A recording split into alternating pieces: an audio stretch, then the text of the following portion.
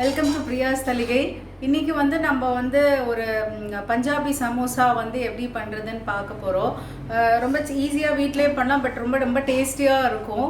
அதுக்கு என்னென்ன இன்க்ரீடியன்ட்ஸுன்றது நம்ம சொல்லிடுறேன் இப்போது. ஸோ இங்கே நான் ஒரு 1.5 கப்ஸ் ஆஃப் மைதா எடுத்திருக்கேன். ஸோ இதுக்கு கொஞ்சம் தேவையான அளவு சால்ட் கொஞ்சம் போட்டுக்கலாம். ஜஸ்ட்டு ஒரு பிஞ்ச் ஆஃப் ஓமம் இதோட ஆட் பண்ணிக்கிறேன். அது உங்களுக்கு ஆப்ஷனல், வேணும்னா ஆட் பண்ணிக்கலாம், இல்லைன்னா வேண்டாம். சும்மா கொஞ்சோண்டு ஒரு பிஞ்ச் ஆஃப் சோடா உப்பு இதோட ஆட் பண்ணிக்கிறேன், ஜஸ்ட் அந்த ஒரு இதுக்கு வரத்துக்காக. ஸோ இதோட லைட்டாக கொஞ்சம் ஒரு ஆயிலும் நெய்யும் கலந்த மாதிரி இது ஒரு 2 டேபிள் ஸ்பூன், அது ஒரு 2 டேபிள் ஸ்பூன் விட்டுருக்கேன் இதில். ஸோ இப்போ இது என்ன ஆகும்னா, நல்லா அது பொறான்னு நல்லா அந்த ஒரு கிறிஸ்பி தன்மை கொடுக்கும். இதை நம்ம கொஞ்சம் சூடாக இருக்கும். இப்போது இதை நல்லா கொஞ்சம் எல்லாத்தோடு சேர்த்து மிக்ஸ் பண்ணிவிட்டு இதை நல்லா பொறான்னு தேய்க்கணும். அதை அப்போ தான் அந்த நல்ல கிறிஸ்பி தன்மை வரும். வெளியில் அவுட்டர் நல்லா அப்படியே இதுவாக வரும்.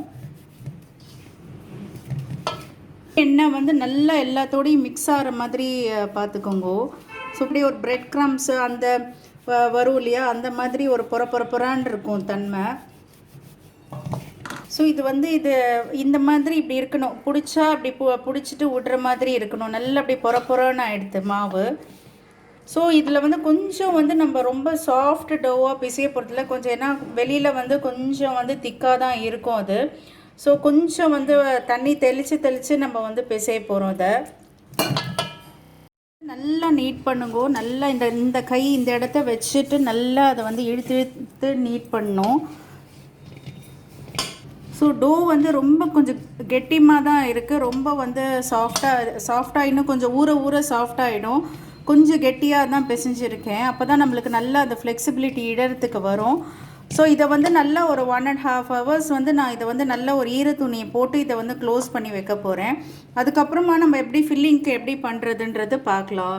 இங்கே மாவு நல்லா ஊறிடுத்து, நல்லா அப்படி கொஞ்சம் நல்லா சாஃப்டாக இருக்குது மாவு. அப்போ கொஞ்சம் ஹார்டாக இருந்தது, இப்போ கொஞ்சம் சாஃப்டாக இருக்குது. பட் நம்மளுக்கு இந்த மாதிரி தான் தேவை, அப்போ தான் இடுறதுக்கு சரியாக வரும். இதுக்குள்ளார இருக்கிற ஃபில்லிங்கை முதல்ல நம்ம ரெடி பண்ணிக்கலாம், அதுக்கப்புறம் இதை ரோல் பண்ணலாம். ஸோ ஃபஸ்ட்டு கொஞ்சோண்டு ஜீரா போட்டுக்கிறேன்.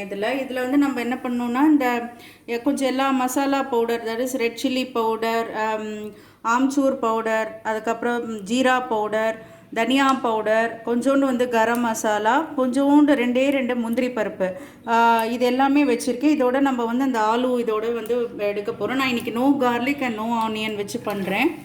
ஸோ இது எல்லாத்தையும் ஜஸ்ட் ஒரு 2 minutes நம்ம இதில் எல்லாத்தையும் எடுத்துட்டு இது எல்லாத்தையும் மிக்ஸ் பண்ண போகிறோம். ஏன்னா அந்த பச்சை வாசனை அப்போ தான் போகும் நம்மளுக்கு. ஸோ நம்ம இந்த உருளைக்கிழங்கு இதோட ஆட் பண்ணிடலாம். இன்னும் சால்ட் ஆட் பண்ணல.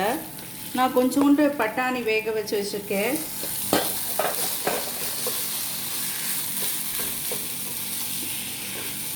ஸோ இதை நல்லா மிக்ஸ் பண்ணிடலாம்.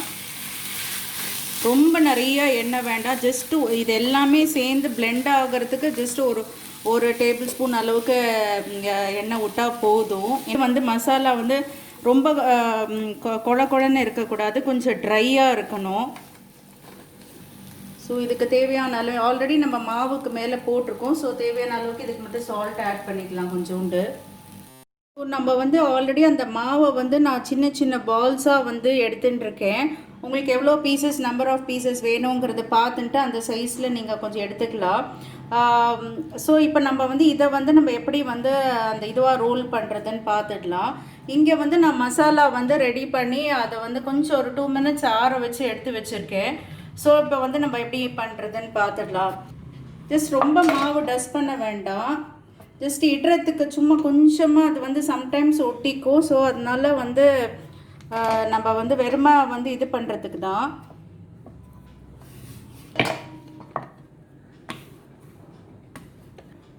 ஸோ நான் ஒரு நானுக்கு ரோல் பண்ணுவோம் இல்லையா, ஓவலாக ரோல் பண்ணுவோம்ல, அந்த மாதிரி ரோல் பண்ணியிருக்கேன். இதை இதில் சென்டராக நம்ம ஒரு ஹாஃப் இதுவாக கட் பண்ணிக்கலாம். இதை ஸோ இது நல்லா கொஞ்சம் நான் வந்து ரொம்ப ஷார்ப் நைஃப் யூஸ் பண்ணல, சாதாரண நைஃப் தான் யூஸ் பண்ணுறேன். ஸோ 2 பீஸ் வந்து அவைலபிளாக இருக்கும் நம்மளுக்கு. ஸோ ஒரு பீஸ் வந்து எடுத்துட்டு இன்னொரு பீஸ் எடுத்துக்கலாம். இதையும் வந்து லைட்டாக திரும்ப ஏன்னா கொஞ்சம் நடுவில் கொஞ்சம் தடிமாக இருக்கும். ஸோ ஒரு கொஞ்சம் வந்து இதை திரும்ப வந்து நம்ம கொஞ்சம் ஃப்ளாட்டன் பண்ணிக்கலாம். இங்கே வந்து ஒரு கப்பில் தண்ணி வச்சுருக்கேன். ஸோ நம்ம வந்து இப்போ ரோல் பண்ணோம். இந்த ஓரம் வந்து கொஞ்சம் வந்து தண்ணியால் தொட்டுக்கோங்க இதில். அண்ட் இதை வந்து நம்ம வந்து ஒரு கோன் ஷேப்பில் மடிக்க போகிறோம். இதை வந்து இப்படி இந்த கையால் இப்படி எடுத்துட்டு இதை ரெண்டுத்தையும் இந்த கார்னர்ஸை வந்து நான் கனெக்ட் பண்ணுறேன். அவ்வளோதான். ஸோ அந்த உள்ளே இருக்கிற போர்ஷனை வந்து நல்லா நம்ம வந்து இங்கே வந்து இப்போ வந்து இதை வந்து நல்லா இங்கே தண்ணி தொட்டு வந்ததுனால இது அடியில் வந்து சீல் ஆகிடுது. ஸோ இங்கே வந்து இது கொஞ்சம் ஜாஸ்தியாக இருக்கும் நம்மளுக்கு. இந்த இடத்துல நம்ம வந்து உள்ளுக்குள்ளே வந்து நம்ம ஃபில் பண்ண போகிறோம் இப்போது. ஸோ இது உள்ளுக்குள்ளே நம்ம வந்து அந்த மசாலாவை நல்லா ஃபில் பண்ணி இது நல்லா உள்ளார வந்து நல்லா உள்ளே டக்கின் பண்ணிவிடுங்க. இதை நல்லா உள்ளார வந்து ஃபிக்ஸ் பண்ணுற மாதிரி நல்லா உள்ளார இது பண்ணணும். ஸோ இப்போ இந்த மேல் பக்கத்தில் வந்து லைட்டாக தண்ணி தொட்டு நம்ம வந்து இதை ஜஸ்ட் ஒரு லாங்காக இருக்கு இல்லையா, இதை ஒரு மடிப்பு மடிச்சுட்டும் நம்ம இப்படி இதை வந்து இதுக்கு மேலே வந்து சீல் பண்ண போகிறோம்.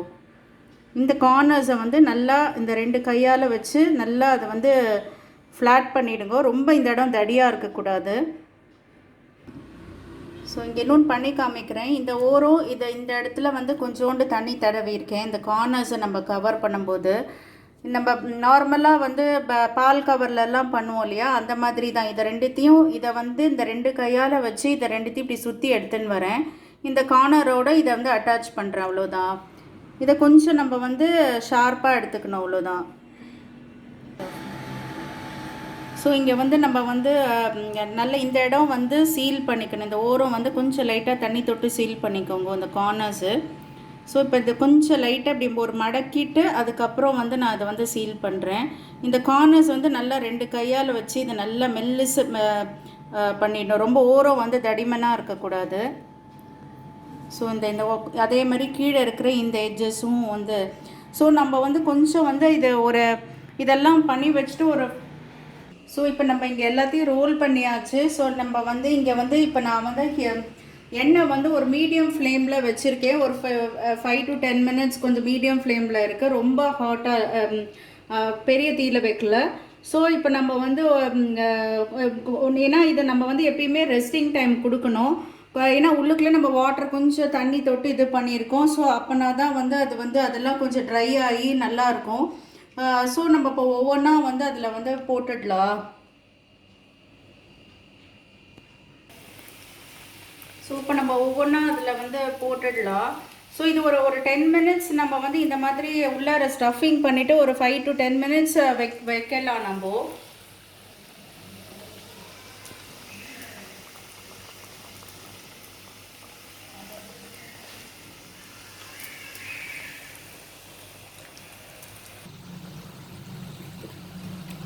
ஸோ இங்கே பார்த்தீங்கன்னா அதனால தான் நம்ம வந்து நிறையா ரெஸ்டிங் டைம் கொடுக்குறோம் இதுக்கு. இந்த இடத்துல பார்த்தீங்கன்னா நல்லா அந்த பபிள்ஸ் வந்து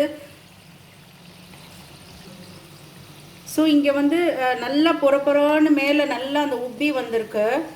ஸோ இது வந்து மீடியம் ஃப்ளேமில் கொஞ்சம் ஏன்னா மைதா மாவுன்றதுனால உள்ளார வந்து நல்லா குக் ஆகணும். ஆல்ரெடி மற்றது எல்லாமே உள்ளே குக்டாக தான் இருக்குது. அதனால தான் நம்மளுக்கு வந்து கொஞ்சம் மீடியம் ஃப்ளேமில் வச்சு எல்லா சைட்லேயும் வந்து நம்ம வந்து நல்லா அந்த கலர் வர வரைக்கும் மீடியம் ஃப்ளேமில் வச்சு பண்ணோம். ரொம்ப ஹை தீயில் வச்சேன்னா வெளியில் வந்து ப்ரௌன் ஆகிடும், உள்ளார வந்து மாவாக இருக்கும். ஸோ ஃபஸ்ட்டு கொஞ்சம் நல்லா ஒரு 2 minutes அது நல்லா இருந்ததுக்கப்புறம் ஒரு சைடாக திருப்பி போடுங்க.